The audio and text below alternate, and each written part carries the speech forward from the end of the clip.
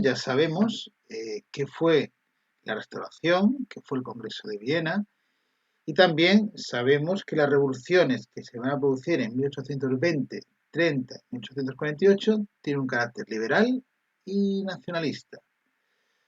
Ahora, vamos a ver cómo se desarrollan estas revoluciones. Centramos primero en las revoluciones de 1830. Las insurrecciones contaron con un importante apoyo popular.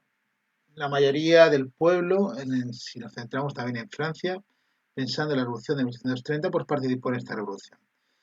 Donde triunfaron estas revoluciones significaron la sustitución, el cambio del absolutismo por un sistema político de carácter liberal, que se basaba en tres principios fundamentales. Uno, la soberanía nacional. Otro, el sufragio. Y, por otro lado, todo esto, sería el tercer pilar, estaría regido por una constitución.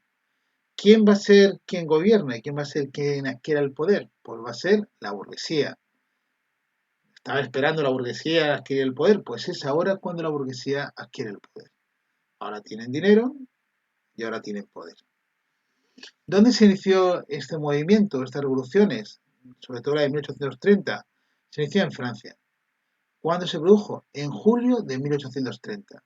Se derrocó al monarca absoluto Carlos X, que había sido entronizado tras la muerte de Luis XVIII.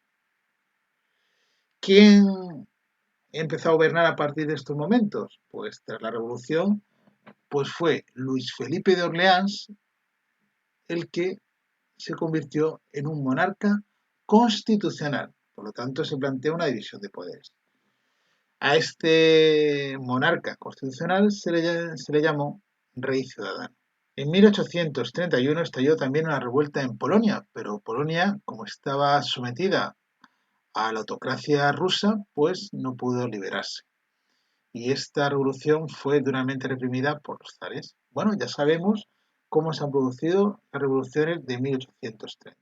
Vamos a ver ahora la primavera de los pueblos, 1848. En la Europa del siglo XIX, muchos pueblos vivían bajo el dominio del imperio. Muchos pueblos estaban sometidos a un imperio. Por ejemplo, el austriaco, el ruso o el turco. Austria-Hungría había conseguido controlar muchísimo terreno, más allá de su propio país. Pero claro, todo el terreno que controlan, había gente pues que quería independizarse de este imperio.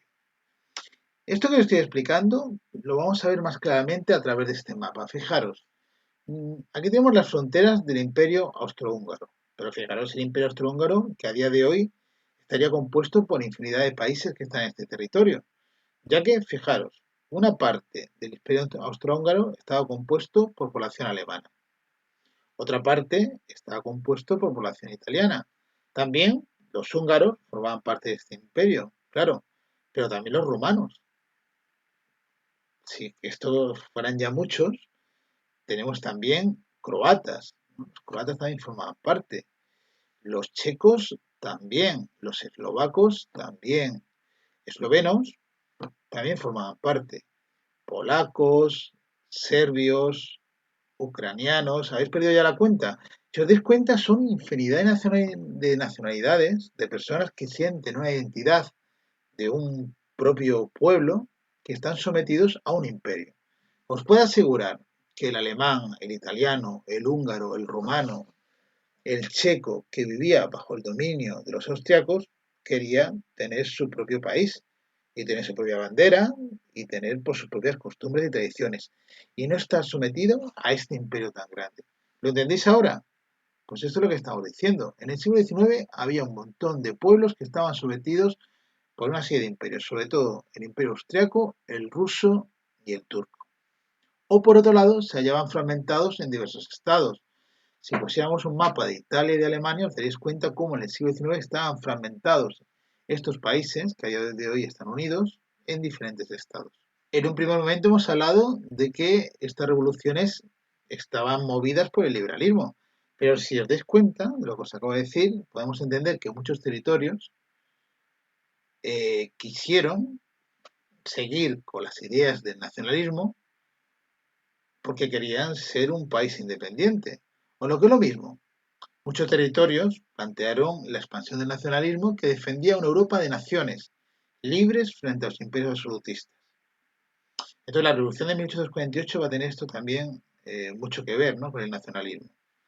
La Revolución de 1848 se conoce como la Primavera de los Pueblos, porque en parte hablan del despertar de las naciones que se llaman sometidas a los grandes imperios, sobre todo, como estamos viendo, al Imperio Austrohúngaro, pero también al Imperio Ruso o al Imperio Turco.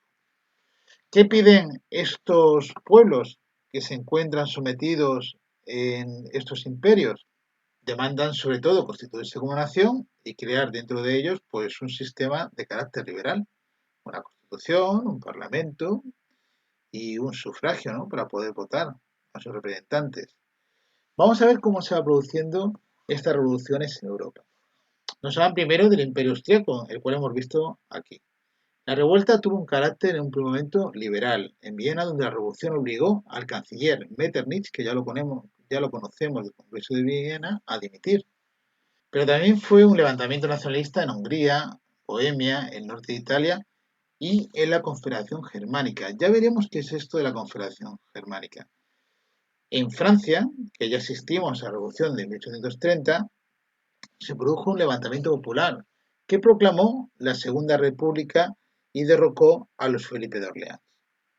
Y adoptó una serie de medidas democráticas. Fijaros lo que se plantearon en Francia: sufragio universal masculino, libertad de prensa, abolición de la pena de muerte, reconocimiento de algunos derechos para los trabajadores, ¿no?, medidas muy interesantes.